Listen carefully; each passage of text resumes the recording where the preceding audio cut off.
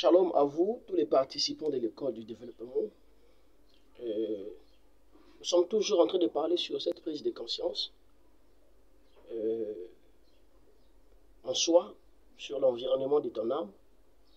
Pourquoi nous sommes en train de parler de l'âme? Parce que nous avons compris que Paul a raison de dire que la nature doit nous enseigner. Et lorsqu'on contemple la nature, on tire beaucoup des enseignements venant de la nature parce qu'elle-même, tant que nature, est une Bible. Et lorsqu'on les lit avec les lunettes prophétiques, vous voyez que nous saisissons que la nature incarne beaucoup des écritures, beaucoup de types, beaucoup de langages, et que ça demande qu'il y ait des gens qui peuvent décoder le langage de la nature pour comprendre, parce qu'elle-même est une Bible.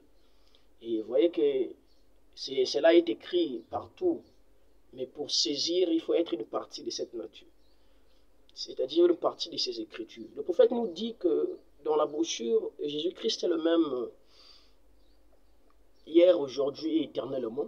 Au paragraphe 22, il dit « Maintenant, si nous continuons à attrister ce petit ami appelé l'âme, après quelque temps, cela va finalement nous quitter. » La Bible dit, l'âme qui pêche, c'est celle qui mourra, certainement. Vous voyez que le prophète appelle cette âme le petit ami. Donc, dans ce bloc ici-là, nous, ce corps ici, 16 éléments, Dieu a doté à ce corps, a fait un don à ce corps, et le meilleur don, c'est l'âme qui est à l'intérieur. Et c'est un ami qu'on a donné à ce monsieur ici-là, pour le réconforter, pour lui donner la force de marcher, parce que lui, il est faible, mais celui qui est à l'intérieur est plus fort. Vous voyez?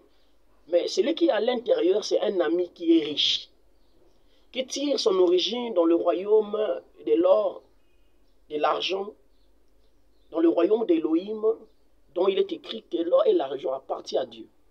C'est de là que cette âme tire son origine. Donc, il incarne en lui des valeurs, des potentiels, dont ce corps ici doit être conscient, savoir que j'ai un ami qui est à l'intérieur ici, que je ne dois pas attrister. Parce que quand il sera attristé, il fuira loin de moi. Voilà me dit qu'il n'attristait pas ce petit ami, il appelle l'âme comme étant ami. Mais souvent quand nous marchons dans ce corps, nous voulons avoir des choses par nous-mêmes, par nos propres capacités, par nos propres efforts. Et nous croyons que nous allons avoir des choses comme ça. C'est ce qui fait qu'aujourd'hui, les hommes continuent à souffrir, à pleurer, à crier. Pourquoi? Parce qu'ils veulent avoir selon eux, mais non selon Dieu. Parce que selon Dieu, c'est la prise de conscience en soi. En se souvenant de cet ami qui est riche. Et parlons de lui. Témoignons ses bienfaits. Disons que Dieu t'a doté de qualités.